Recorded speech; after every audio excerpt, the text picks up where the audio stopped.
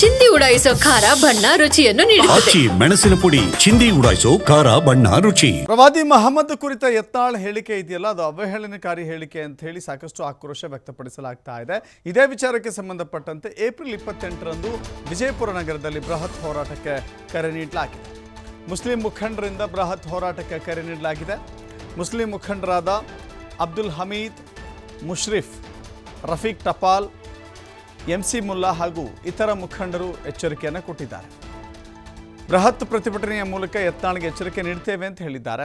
ಯತ್ನಾಳ್ ವಿರುದ್ಧ rowdy sheet open ಮಾಡಬೇಕು ಅಂತ ಹೇಳಿ ಅವರು ಆಗ್ರಹ ಮಾಡಿದ್ದಾರೆ.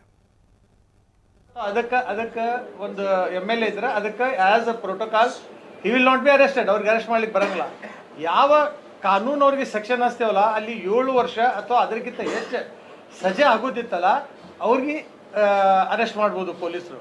ಅವರು ಶಾಸಕರಿಂದ ಕೆಲವೊಂದು ಅವ್ರಿಗೆ ಇದು ಇದಾವೆ ಪ್ರೋಟೋಕಾಲ್. ಅವ್ರು 5 ವರ್ಷ 2 ವರ್ಷ ಸಜಾ ಇದ್ದಿದ್ದು ಸೆಕ್ಷನ್ ಹಚ್ಚೇವು. ಈಗ ಅವ್ರಿಗೆ ಬೈದಾರ ಅಂದ್ರೆ ಅವ್ರು ಸೆಕ್ಷನ್ಸ್ ಏನತ್ತದೋ ನಾವು ಹೋರಾಟ ಅವ್ರ ಮ್ಯಾಗ ಪ್ರೆಷರ್ ಹಾಕ್ಲಕ್ ಮಾಡ್ಲಾಗ್ತೀವಿ ಅವ್ರಿಗೆ. ಇಲ್ಲ ನಾವು ಹೇಳ್ತೇವಲ್ಲ ಸರ್, ಅದಕ್ಕೆ ನೋಡಿ ಇವತ್ತು ನಾವು ಸೆಕ್ಷನ್ ಕಡಿಮೆ ಅವ್ರು ಹಚ್ಚಲಾಗತ್ತಾರ.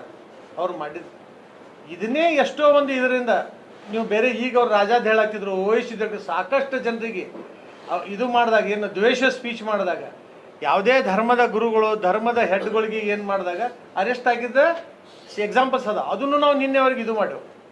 ಇಲ್ರಿ ಅದು ಹಿಂಗದ ಹಂಗದ. ಮತ್ತೊಂದು ತೊಂದರೆ ಅಲ್ಲಿ ಏನಿದೆ ನಿಮ್ಗೆ ಹೇಳ್ತೀನಿ ಟೆಕ್ನಿಕಲ್. ಅವ್ರೇನು ಅಫೆನ್ಸ್ ಅವ್ರೇನು ಅವಹೇಳನಕಾರಿ ಮಾತಾಡಲ್ಲ.